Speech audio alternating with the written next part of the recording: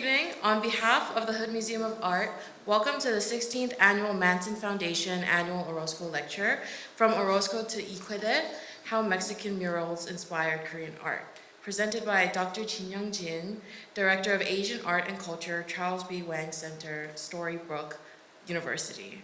My name is Grace Chang, class of 2028, and I am a double major in art history and Asian societies, cultures, languages, and a proud member of our museum club.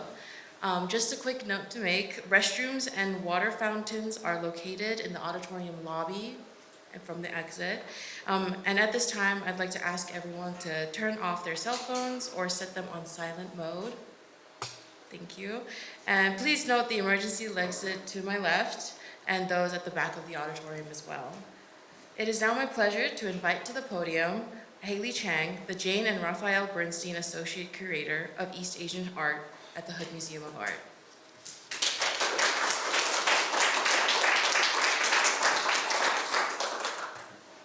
Good afternoon, everyone. My name is Haley Chang. I am a Jane and Raphael Bernstein Associate Curator of East Asian Art at the Hood Museum of Art.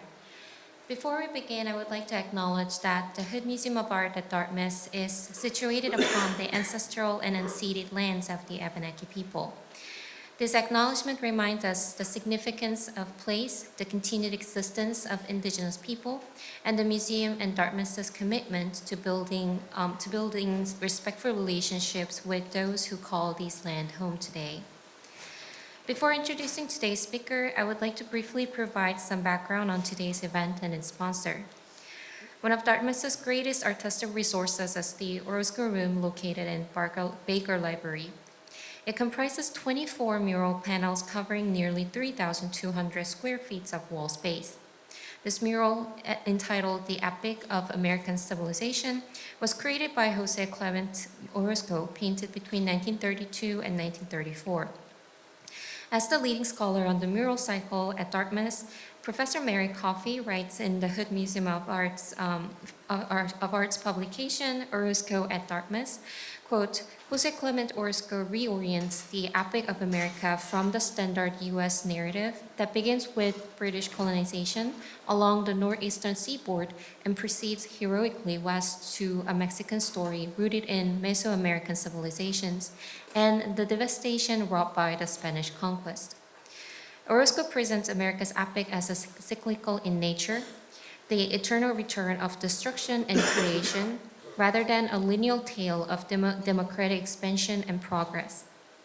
One of Orozco's finest creations and one of Dartmouth's most treasured works, the mural was designated a National Historic Landmark in 2013. The Orozco Room and this lecture series were made possible by the MANTON Foundation, whose generosity provides perpetual support for the preservation, understanding, and awareness of the Orozco mural. As part of the annual MANTON Foundation lecture series, it is my great pleasure to welcome Dr. Jinyoung A as this year's speaker. Dr. Jinyoung A is the Director of Asian Art and Culture at the Charles B. Wang Center at Stony Brook University, where she curates exhibitions and public programs exploring Asian art, visual culture, and transnational histories. Since 2016, she also served on the Community Advisory Board of PBS 13 WLIW. Many of you may also remember Pak Dae-sung Inc. Reimagined, the exhibition that opened at the Hood Museum of Art in 2022. Following its premiere at the Hood, the exhibition traveled to the Charles B. Wang Center in 2023 under Dr. Jin's organization.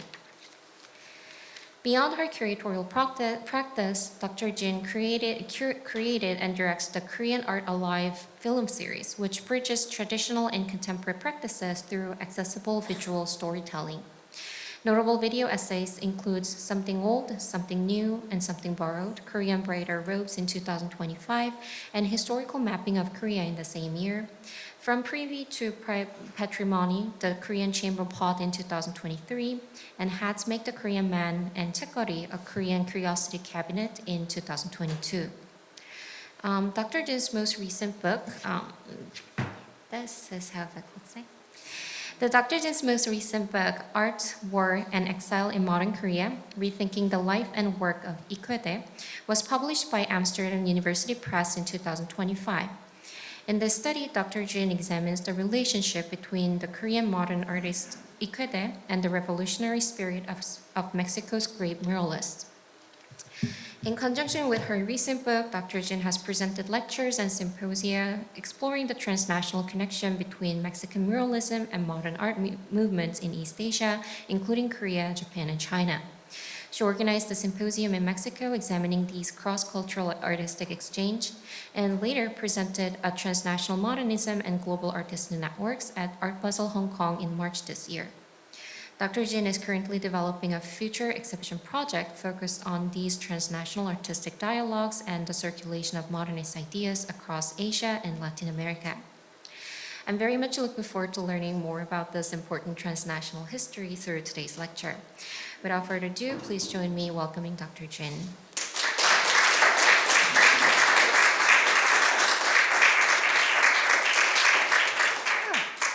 Good afternoon, and thank you so much for coming to my lecture. It's really wonderful to be here at the Hood Museum of Art on such a beautiful day in May. And first, I'd like to thank the Hood Museum and MANTON Foundation, and of course, Director John Stoneberg, and Amelia Call, and Sharon Reed, Grace Chung, and Professor Kim, and all the Dharma students and faculties and community members for welcoming me and for making today possible, and especially Haley Chung for that wonderful introduction. So it's really meaningful for me to be part of this MANTON Foundation lecture series. Today I'm here to introduce a Korean artist named Qoede. What makes Qoede fascinating is that his work leads us directly to Mexican muralism. This brings the question, what do Mexican art and modern Korean art have to do with each other? At first glance, they seem to belong completely separate, different worlds. However, artists and ideas have never really stayed in one place. Artists travel, ideas travel across borders, across political and ideological divides. And sometimes those unexpected connections allow us to see modern art differently. So who was Qoede? Let us begin. Since many of you might not know Qoede, let's start with his name. It's actually a very special name and worth unpacking. His name itself tells a story. Qoede, the first syllable que appears in words like great achievement, 쾌거 in Korean, or 쾌제를 부르다, to shout out with joy, or 쾌유를 빕니다, to wish someone a quick recovery. So it's all about joy, relief, and good energy. The second syllable 대 means big or great. So put them together, you get a life of great joy. It's a beautiful name with full of promise. His parents must have imagined a bright future for him. But his story turns out to be anything but joyful. He was separated from his family, caught in tragic ties of Korean history. He defected to North Korea and never saw his family again. And that irony, the man named Grace Joy, is what first pulled me in. So before we dive into his art, I want to show you why his story haunted me for over a decade. And let's do a small exercise, something visual. Take a look at this diagram, and can you see how many triangles do you see here? Don't think too hard, just call out a number. Maybe Amelia? 2? 8. Haley? 8? My answer was 8. I saw 1, 2, 3, 4, 5, 6, 7, 8. But truth, 0. Because there is not a single complete triangle here. Each shape looks like one, but none have 3 connected sides. So it's our eyes filled in the gaps, and we see what we expect to see and what we want to see. And when I first came across this image and the question, I immediately thought of Qoede. For decades, people fill in the blanks of his life. Defector to North Korea, North Korean artist, tragic artist, lost genius, and Korean Michelangelo. But those are our projections and our imaginary triangles, labels that flatten him. And honestly, Korean Michelangelo, it's not even a compliment. It puts a European art on a pedestal, and as if the artist's worth only counts it when it echoes the Western canon. And in doing so, it erases his identity altogether. So here is his life in a flash. Born in 1913 under Japanese colonial rule. 1930s, he studied Western painting in Japan. 1940s, it was his prime years as an artist.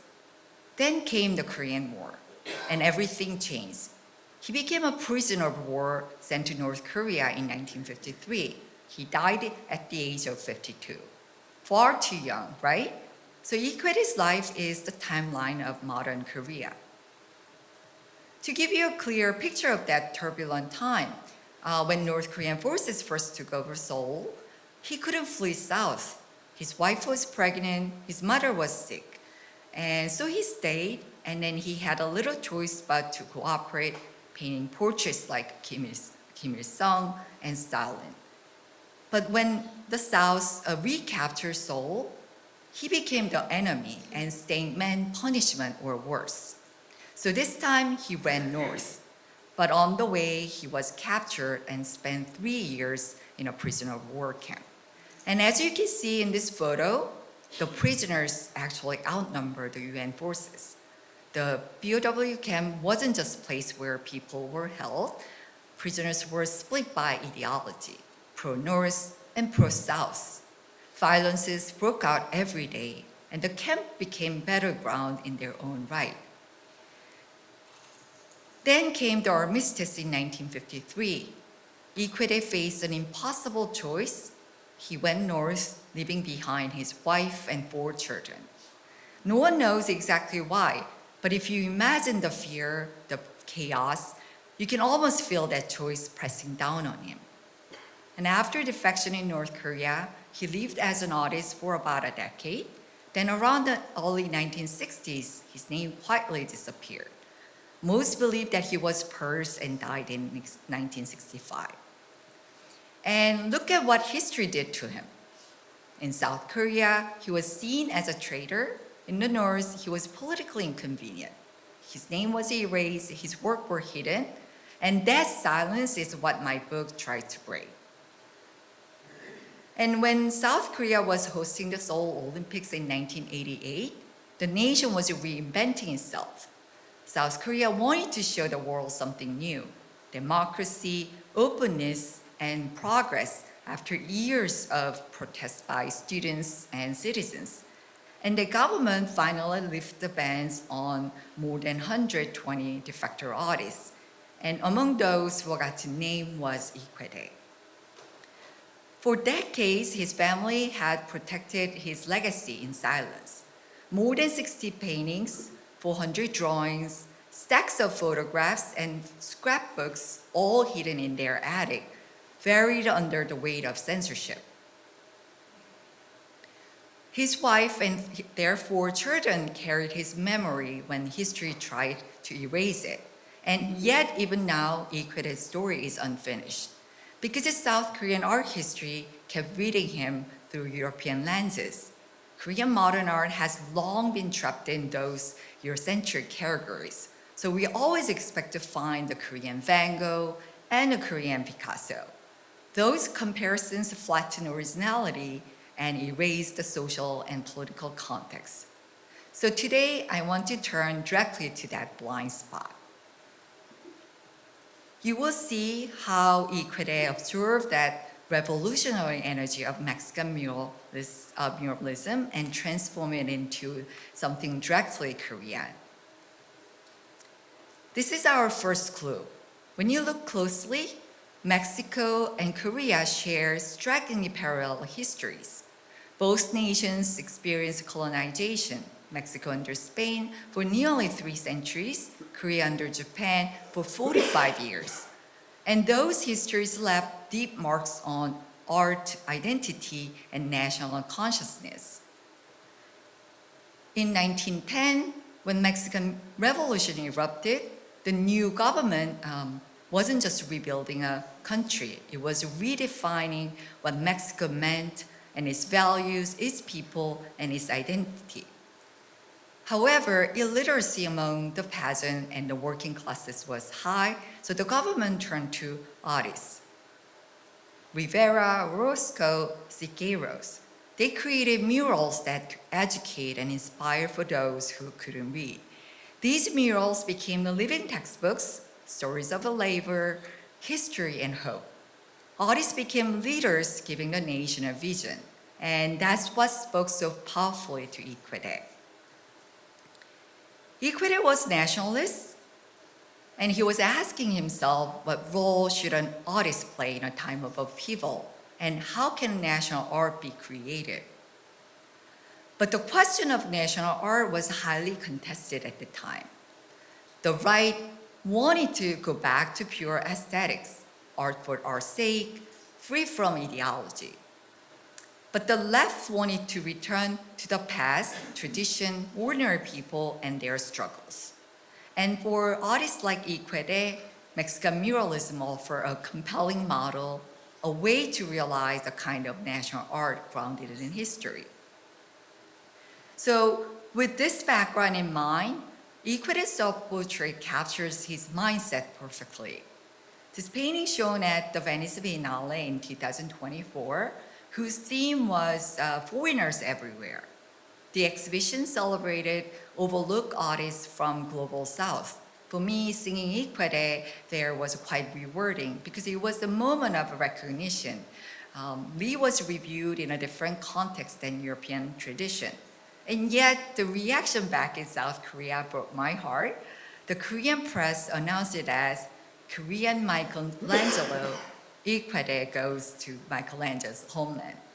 So he was still, being measured against a European master. So with your trained eyes, you might notice a touch of Cézanne in his landscape, but when you place it beside Rivera's self-portrait, you'll notice similar features in their portrait. Also, their manifestos are very strikingly similar.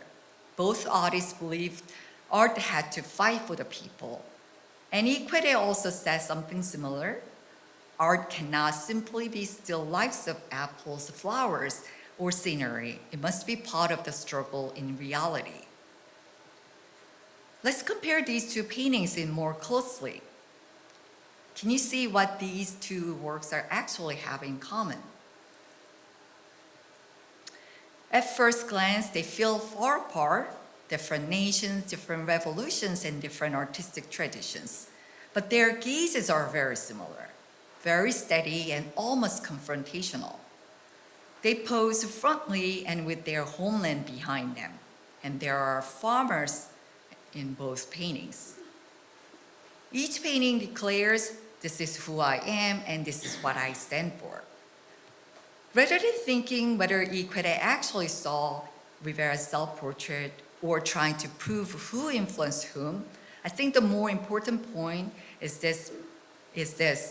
Both artists used self-portraiture to define their role in society. They were reimagining what it means to be an artist in times of political and social upheaval. They're asking, what can art speak to ordinary people, and how can art engage with history and political reality?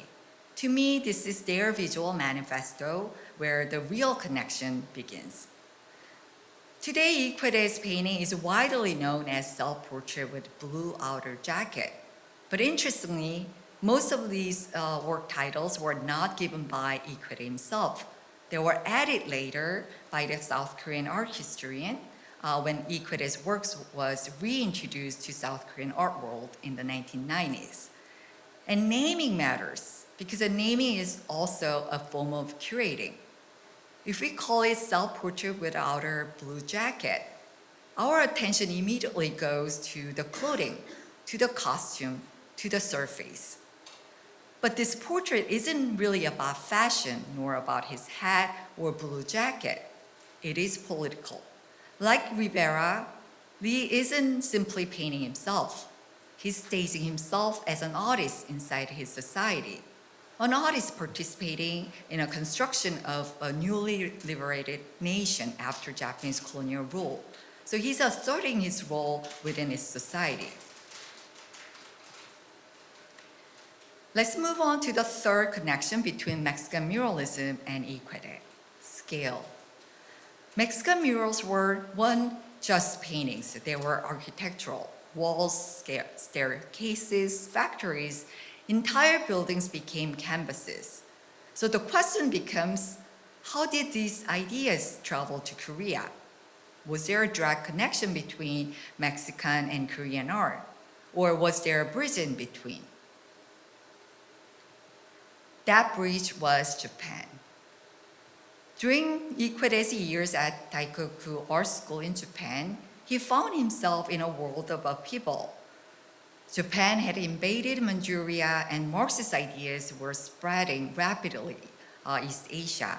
In addition, proletarian art movement gaining a momentum in both Japan and colonial Korea, and artists were beginning to ask new questions. Who should art speak for, and how could art respond to war, labor, and inequality and violence? Then something remarkable happened. Just as Lee was finishing his studies and beginning his artistic career, the Japanese artist Kitagawa Tamiji returned to Japan from Mexico in 1936. After spending 15 years in Mexico, he brought back something entirely new. Not only the imagery of Mexican art, but its political energy, its large-scale paintings, and its revolutionary vision of art. In 1937, Kitagawa debuted at the Nikkaten exhibition with 5 paintings, and his arrival immediately caused a sensation in Japanese art world. The major art magazine Mizue devoted multiple pages to his work. Critics even stuck by Kitagawa's unusual sensibility, his choice of subject matter, and a bold use of color. Some even call him a contemporary of Rivera. Around the same time, Qoede also began exhibiting at Nikkaten starting in 1938. His paintings share striking similarities with Kitagawa's work, not only visually, but also in their deep sympathy for ordinary people. For these artists, art was not simply a matter of style, it carried a social responsibility. Kitagawa was once said, painting isn't for the rich, it was for the masses. And through Kitagawa, the revolutionary energy and human compassion of Mexican muralism entered Qoede's artistic vision. Through him, Lee encountered Mexican art not as a distant foreign movement, but as a living model of what art could do. From there, he began shaping a Korean version of a national art. Lee never met Rivera, never met Orozco, never met Siqueiros, but through magazines, exhibitions, and Kitagawa, their ideas reached him.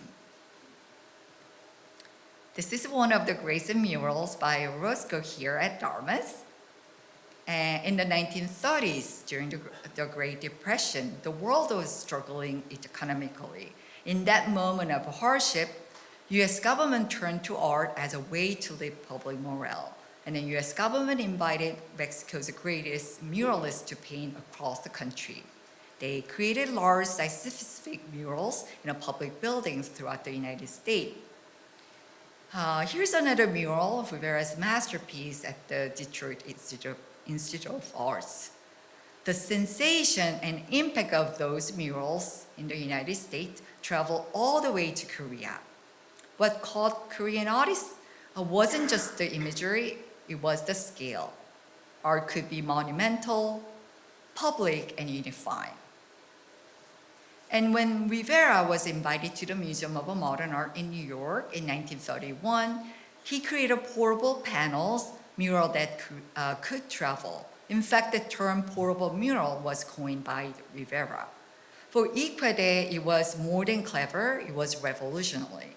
It proved that public art could move, reaching audiences far beyond its origin. And that idea resonated deeply with him. And I consider his People series, a collection of 4 large paintings, to be his own portable murals. And Lee wasn't alone. The idea of portable murals and traveling exhibitions electrified Korean leftist artists. In 1947, the leftist artists organized traveling exhibition across the country, Art on the Move, just like Rivera's. And going back to scale, compared to Qoede's peers, like Lee Jung-sup, who sketches on cigarette wrappers, Qoede tended to work on a much larger canvases for his time. Here on the it's left, right? Left. You can see clearly how the canvas towers over the model. Lee wanted his art to be seen and speak for the masses. Now, the fourth connection I began to see was narrative composition. This is Rivera's Portrait of America, 21 panels painted in New York in 1933. Later, this very work was reproduced in a Korean art magazine. For artists like Qoede, it offered a window into how one canvas could hold an entire nation's history. Rivera's panels were dense, layered, and overflowing with stories. Critics call them overwhelming and saying that they were difficult to understand. But the murals function like textbooks of history, and for that reason, they carried so many stories within them. Interestingly, Qoede faced a similar criticism in this artwork as well. Critics said that Qoede's People 4 was dense, confusing, and disconnected. But when you see his work through Mexican muralist lens, it becomes clear. Like a Mexican muralist, he layered time itself, history unfolding inside a single frame. So let's look at closely. The figures move diagonally from chaos to motion. On the right side, the agony of colonial rule, and there is even a devouring another man. In the center, it is a confusion of post-liberation represented by a naked woman who cannot even stand by herself.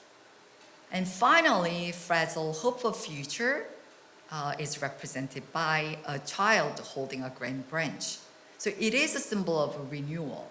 And through all these figures with different body postures, Qoede painted not individuals, but Korean history itself, its pain, its confusion, and its hope. This series is known Gunsang, meaning group of figures, and is rather a generic title, later given by a South Korean art historian. But like Rivera's History of Mexico or Orozco's Epic of American Civilization, these paintings are not just single moments. So if I were to rename this painting or even the entire series, I would call it History of Korea or Portrait of Korea. I believe Lee tried to visualize modern Korean history. Now, moving on to the fifth connection, I want to highlight the indigenous pride expressed through the bodies. One of the most puzzling aspects of Lee's work was the subject's muscular bodies. They don't look like people under colonial hardship. Korean critics attack his muscular figures as unrealistic. And with your trained eyes, you might think of Michelangelo, Serico, or Delacroix, because of their muscular bodies and sensual nude figures. Again, that's the lens we've all been taught to see through. But like Orozco's, these murals' muscular bodies captured both the physical and moral strengths of the people, turning their bodies into a powerful symbol of strength, resilience, and dignity. They reject the old image of past colonial victims. I'm not simply saying that Qoede merely imitated Mexican muralism. Again, that framework is too narrow and ultimately inadequate for understanding the complexity of modern art. Lee was participating in a larger global conversation about art, revolution, history, and modernity. And what we see is convergence, a convergence of a visual language, convergence of a historical experience, and a convergence of artistic ambition across the different parts of the world. Modern art did not develop only in Europe nor United States.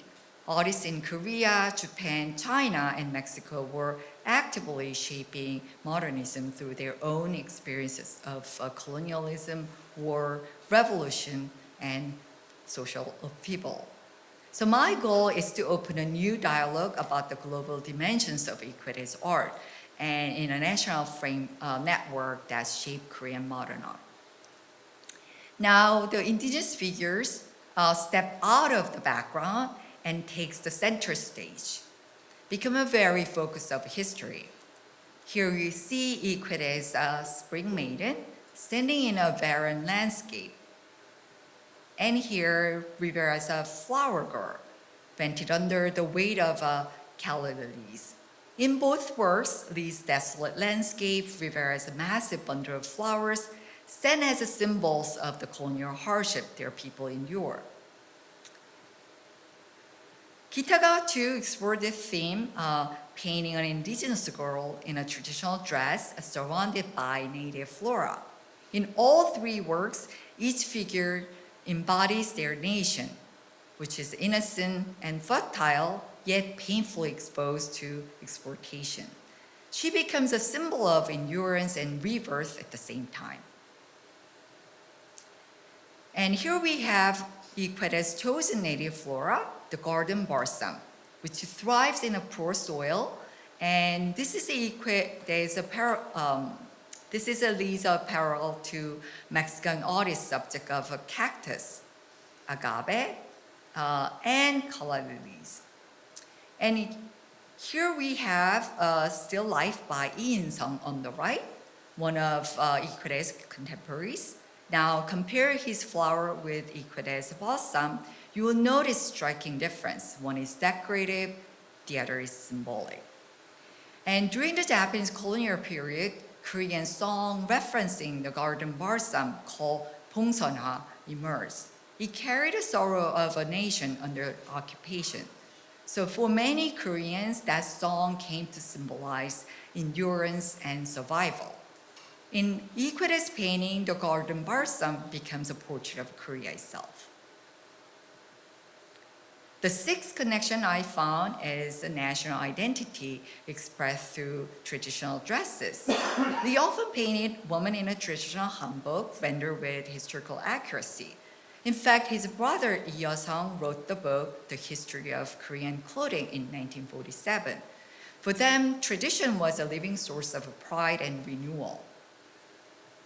And here we have Mexican artist Carlos Merida, who shared the same conviction. He portrayed indigenous dresses not as folk, not as primitive, but as a powerful symbols of identity. And both artists saw clothing not as costume, but as culture. So far, we've seen 6 connections between Lee and Mexican mural artists. Their shared colonial past, art as a social mission, monumental scale, narrative composition like textbook, muscular bodies as symbols of a pride, and native flora and traditional dresses as a cultural identity. These are not just about which country influences another. It is also about shared political condition, aesthetic interests, and circulation of a style as a kind of international language. Now you can see how naturally Qoede's art resonates with the spirit of Mexican muralism. His work was part of the larger global conversation, rooted in Korea in a dialogue with Mexico and echoing far beyond both. And now, let's talk about after his defection to North Korea. Let me share where everything comes a full circle. Qoede's final known work in North Korea is this monumental mural located in Pyongyang, North Korea. It is 13 meters wide. Mural was created inside the China-North Korea Friendship Tower, and the monument started in 1957 and completed in 1959. That mural is said to still exist today, but we don't know how close it remains to the original, how much it has been damaged, altered, or quietly distorted over time. Only if you have seen it. Qoede led a full team of artists, 1 architect, 10 sculptors, and 7 painters, but every figure began with his hands. He sketches soldiers in motion, tension in their every gestures. And those sketches became blueprints. His team followed them meticulously, transforming his vision into a collective reality. The finished mural told 3 grand stories. First, arrival of Chinese troops in Korea, then victory, finally, the rebuilding the nation from ruin. It was again the history of North Korea written in brushstrokes. And under these 3 grand themes, Qoede wove together countless real-life stories, all compressed, layered, and deeply human, much like the multi-narrative compositions of Mexican murals. And furthermore, there's one more major connection, one that ties him with even more closely to Mexican muralists. Just before Qoede started this mural, Rivera's longtime assistant, Rina Lajo, arrived at Pyongyang. She'd come from Moscow's World Festival of Youth and Students in 1957, carrying her own portable mural, and it depicts Korea's victory and Guatemala's struggle under U.S. intervention. And she was personally invited by North Korean delegation in Moscow during the festival because her work actually featured North Korea, and they wanted her to see the country herself and to meet its people, to understand what she was painting. So she carried her unfinished roll of canvas and visited Pyongyang from Moscow by train. And she spent 20 days there, and she met local artists, shared ideas, sketched landscapes, and drew people. And Lazo's husband on the right side, Garcia Brutos, the Mexican printmaker, was there too. And he's surrounded by Korean women farmers. Their heads are wrapped in white towels, and those same women later appear in Lazo's finished work. And before they returned, they contributed an article in a North Korean art magazine expressing their gratitude for the spirit of leftist solidarity. This article appears in the very same issue that features Qoede's work. Qoede was also participating in the Moscow Festival and serving as a head of Joseon Artists Federation. And given those overlapping artistic and political networks, it seems highly possible that Qoede and Lazo encountered one another during her visit to Pyongyang, or they were at least aware of each other's work and activities. And more importantly, both artists share a strong interest in a large-scale painting, multi-narrative composition, and the expressive possibilities of a mural form. And they both complete their murals in 1959. Her completed work included more distinctive North Korean mountains, rice fields with oxen, and North Korean people.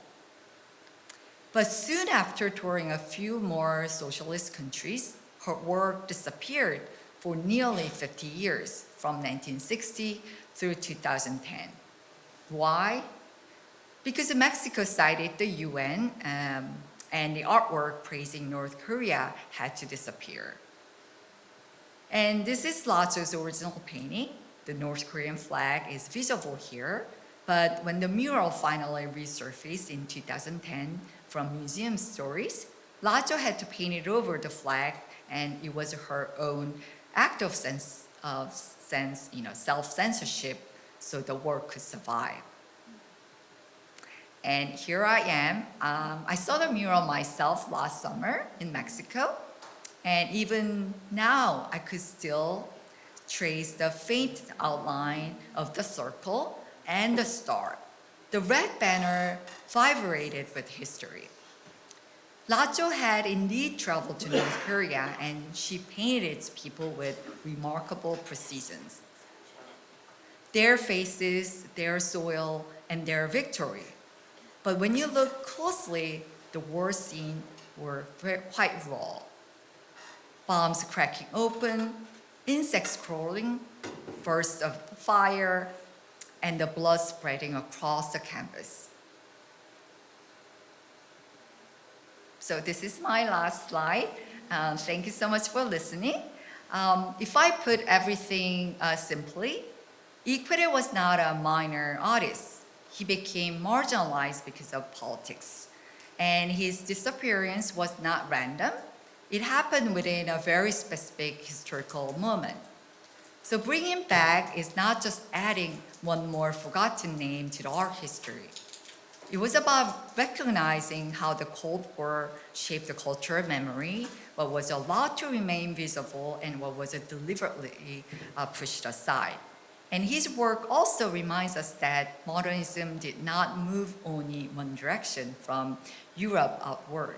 It moved across war, across exile, across censorship. Ideas traveled, artists adopted them and transformed them and responded in their own ways. And maybe that's why it feels so special to be here and speaking about Qoede at Dartmouth in the presence of Orozco's mural. Because Orozco's mural reminds us that modernism never only a European story. They show us another history of art, one shaped by revolution, social struggle, public education, and a belief that art could speak to ordinary people. And in many ways, Qoede was searching for similar possibilities within the turbulent reality of a modern Korea. So to speak about Qoede here feels less likely a coincidence, more likely reconnecting to histories that were once separated by geography, language, and Cold War politics. And thank you.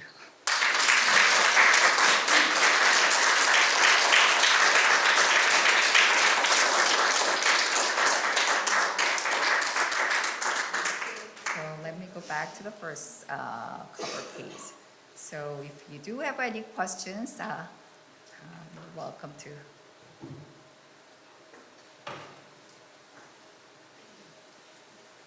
There are so many slides. I can't really deny that. Yeah. Hi, thank you for that. Absolutely brilliant, convincing, wonderful, and eye-opening. So where are the paintings today? You said the family managed to save some number of paintings and drawings. Where are those today? Have they made their way into a museum in Korea?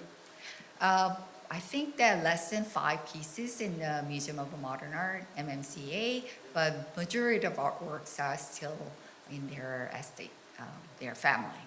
Yeah. Were you able to go and photograph them? And Yeah. oh, yeah, great. Yeah. So there was a retrospect exhibition back in 2015. So he is widely celebrated, but I'm trying to give another version of a story because Korea is still divided north and south. He's unusually have a lot of remaining artworks, but still he's a little bit painted as a North Korean defector artist. So, yeah. And one last question, then I'll give up the mic. And so we don't know how he died or where, under what circumstances? So he died at the age of 52, but he had a medical issue, yeah. But then his death was not officially recorded. But I briefly mentioned his brother who published the book, but he was a really versatile person, painter, editor, historians, and politicians. And he was in the North first, and then he was officially purged. So as a very close family member, we believe that his brother Qoede also was purged. Yeah.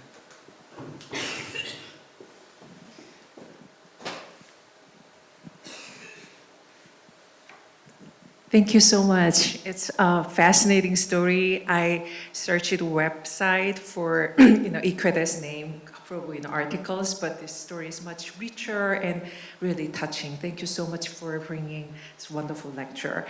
Two questions. First is, can you elaborate a bit more about Qoede's legacies in North Korea as well? You mentioned that the overall Cold War and still South Koreans' hesitance to fully embrace him. I'm curious how he is now remembered by North Korea.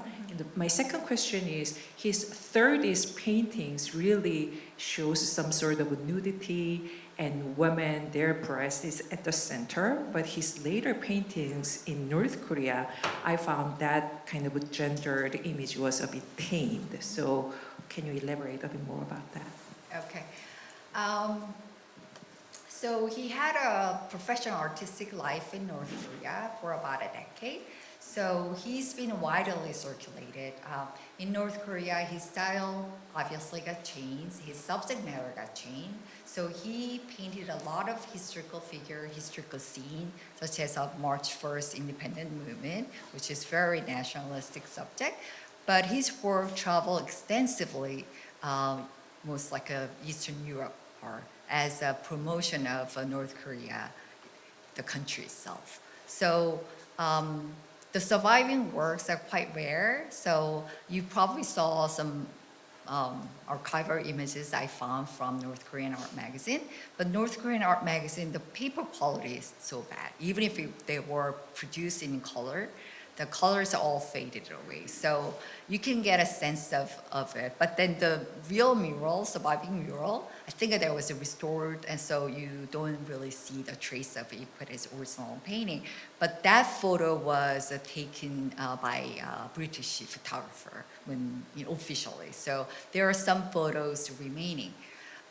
So there's a record through the North Korean archive, the number of artwork he created. But beginning of the 1960s, his record disappeared. So there is an extensive book about, encyclopedic book about North Korean artists. Majority of them moved from the South. So Qoede was not listed in the first version, which was published in 1990, maybe 1991. But then later version his name was restored. So I think there was a political history behind. And then your second question of the nudity. So he was trained in Japan, and majority of training was about anatomical studies. So he left about 48-page long anatomical studies. So he extensively wrote the name of a muscle and how to express the jaw. And so he was really good at anatomical expressive bodies. So because of his anatomical studies and then the painting remained with the nudity, that's the reason that South Korean art historians often compare his work with French painters or Italian painters. Yeah.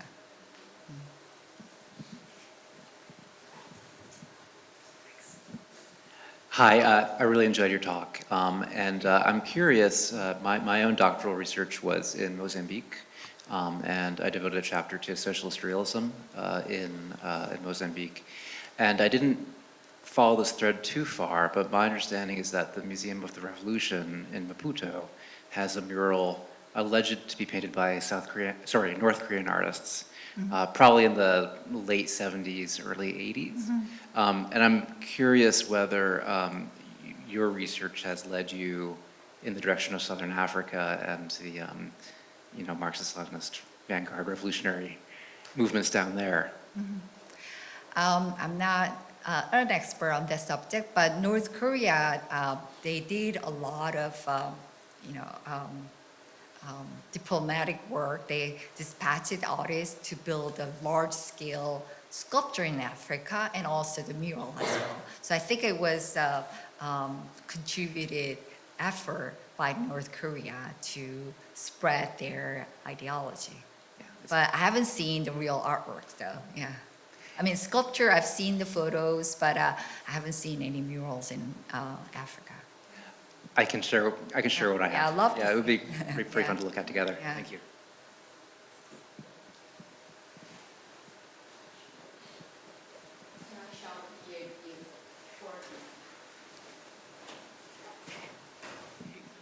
Thank you. I could imagine that having research on Qoede would be a little bit difficult because of little bit of challenging because of North Korea and also how the modern world deny his legacy or whatever. So could you please share how one of the biggest challenges you have in research of these Qoede's legacy and also the history of this artist? So this is almost abandoned, another side of the history. Actually, I found a lot of articles introducing the leftist art movements in Korea in 1930s and 40s, but when South Korean art history constructed, they kind of don't see the other side of it because there's a presence of North Korea and there's a presence of a great modern painter who defected North Korea. So there was a still huge void of South Korean art history. So eventually, I think that it has to be merged, even if it's a different style. They eventually develop in the north, and I love to trace more of their activities. I think, as I said, out of 120 artists, they're including filmmakers, musicians, dancers. So I think there's still a handful of painters, sculptors, and all kind of creative people who went to North Korea, but then their creative artworks only traceable through the archival remaining. So I love to have a little bit more balanced art history established. Yeah. Thank you so much for the question.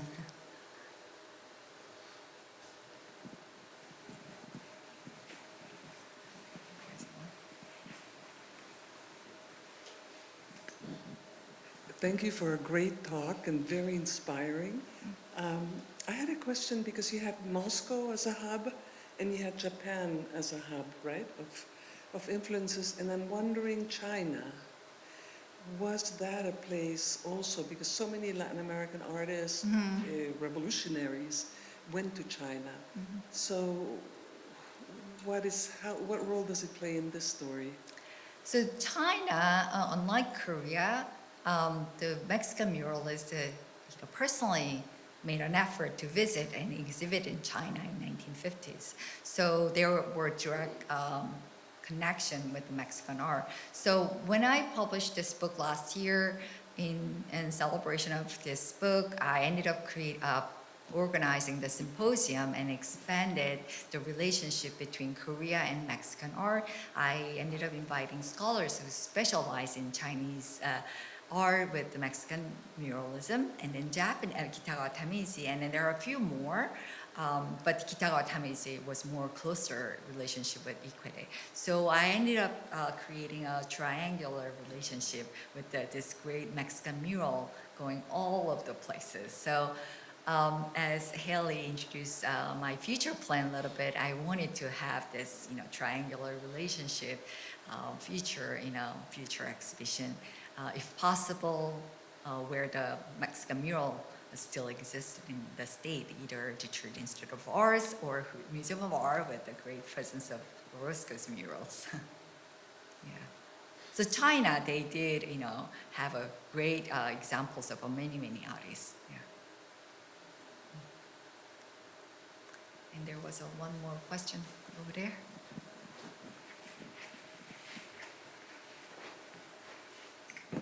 Thank you so much for the lecture. I was wondering, you briefly mentioned the quotation from Qoede, and I was wondering if there were, which source you found that quotation from, and if there were other notable things that he had said about art or Korea with his personal words.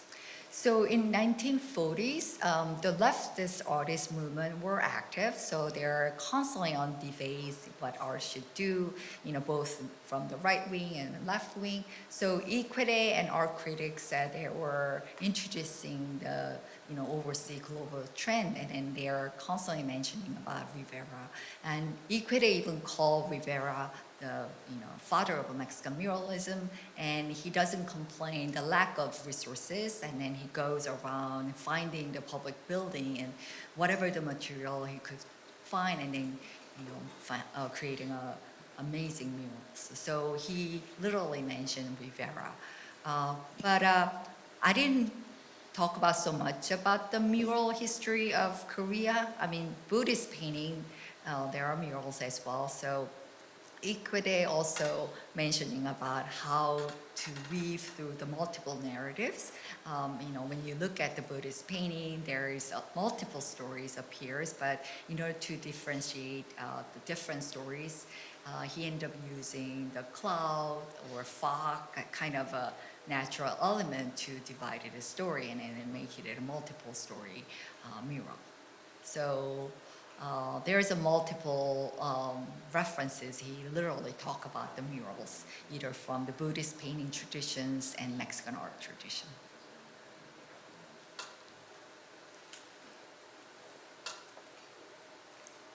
Thank you so much. I bought a small postcard as a souvenir, and you're welcome to take.